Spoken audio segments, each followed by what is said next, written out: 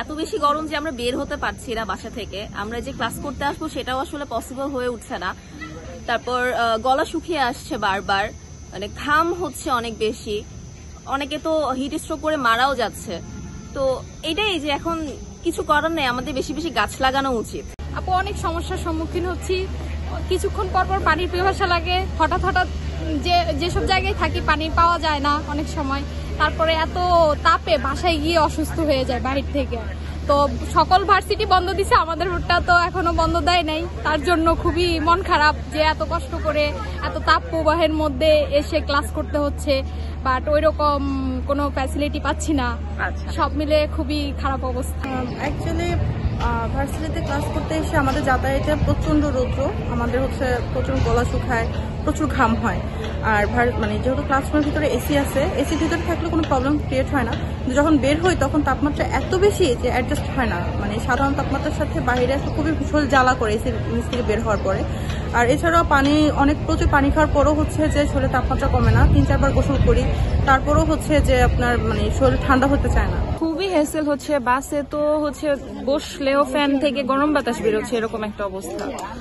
এরপরে বাসায় যেতে যেতে যে জ্যাম ঠেলে বাসায় যেতে হবে, খুবই বাজে অবস্থা। এক্সাম দিতে হচ্ছে।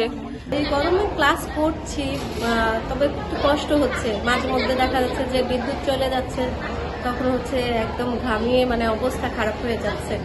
তো ক্লাস আমরা করতেছি, কারণ আমাদের হচ্ছে কিছু কিছু ইউনিভার্সিটি হয়তো বন্ধ দিয়েছে, কিছু স্টুডেন্টরা আসছে, আবার কারো পরীক্ষা, আমাদের যেমন পরীক্ষা চলতেছে বলে আমাদের আসতে হচ্ছে।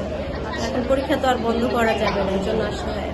দেখা যায় যে আমাদের রেগুলার ভার্সিটিতে আসতে হচ্ছে, এর কারণে আমরা যদি স্টুডেন্ট, সো আমাদের ভার্সিটিটা বাহিরে হওয়ার কারণে, ইন্টারসিটির একটা জায়গায় হওয়ার কারণে দেখা যায় আমরা উবার বা হচ্ছে আমরা প্রাইভেটলি আসতে পারি না। তো সেক্ষেত্রে আমাদের রেগুলার বেসিসে পাবলিক ট্রান্সপোর্টে ইউজ করতে হয়। অ্যান্ড পাবলিক ট্রান্সপোর্টে যেটা হয় যে অনেক বেশি গরম থাকে, অনেক মানুষের ভিড় থাকে, মানে অনেক মানুষ যখন একসাথে হয় তখন মানে মানুষের যে গরমটা সেটার কারণে আরো বেশি তীব্র গরম হয়।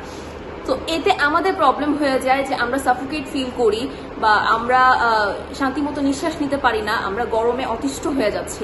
এই প্রচন্ড গরমে রোদের তাপে যখন আমাকে ইউনিভার্সিটির জন্য বা ক্লাসের জন্য বের হতে হচ্ছে, তখন আমার স্কিনে র্যাশ দেখা দিচ্ছে।